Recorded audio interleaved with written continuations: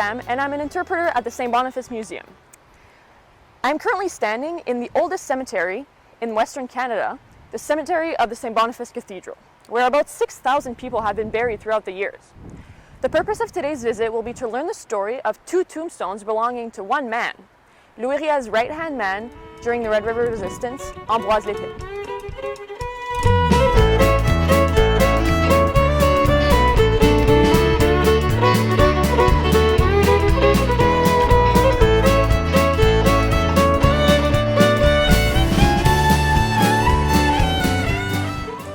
The Red River you can see behind me has always been very important to the people in and around Winnipeg.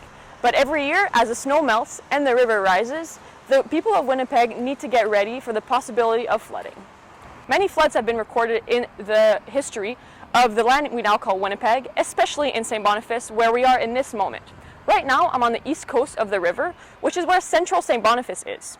But it is also where the water started to rise very rapidly in the year 1950. Which is one of many floods this small city at the time had to go through. And it is this particular flood that is important to our story today. This was a very big flood. The water rose to about this point right here, the corner of the statue.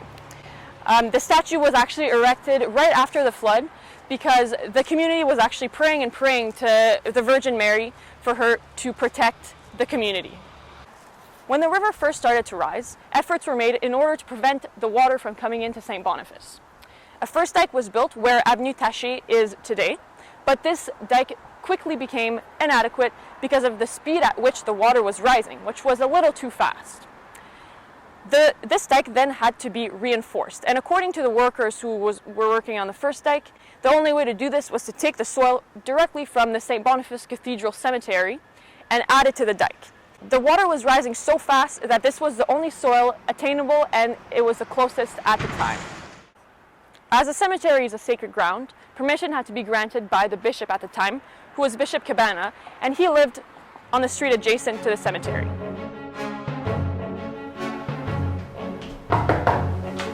Yes?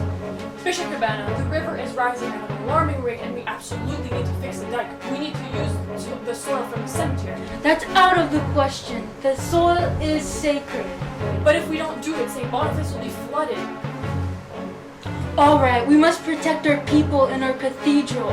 Go ahead.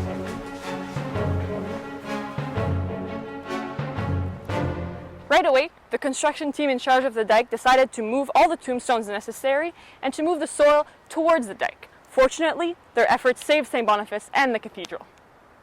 After the flood, the project of placing the tombstones back in their original graves had to begin. However, when the workers went to see Bishop Cabana about the plans of the cemetery, he told them that they all burned in the cathedral fire of 1860, so there was no way to know exactly where to place the tombstones. Since the location of the tombstones were unknown, the workers had to replace them by memory, which was not efficient at all. The tombstone of Ambroise Lépine, where it is written Lieutenant de Riel, is then placed to the right of Riel's tombstone. Unfortunately, this is not the original gravesite. Some years later, Lépine's family decides to come and visit his real grave, and they realize that his tombstone is not there. So the family gets another headstone made and put it in its original spot. This spot is actually at the other end of the cemetery. Follow me.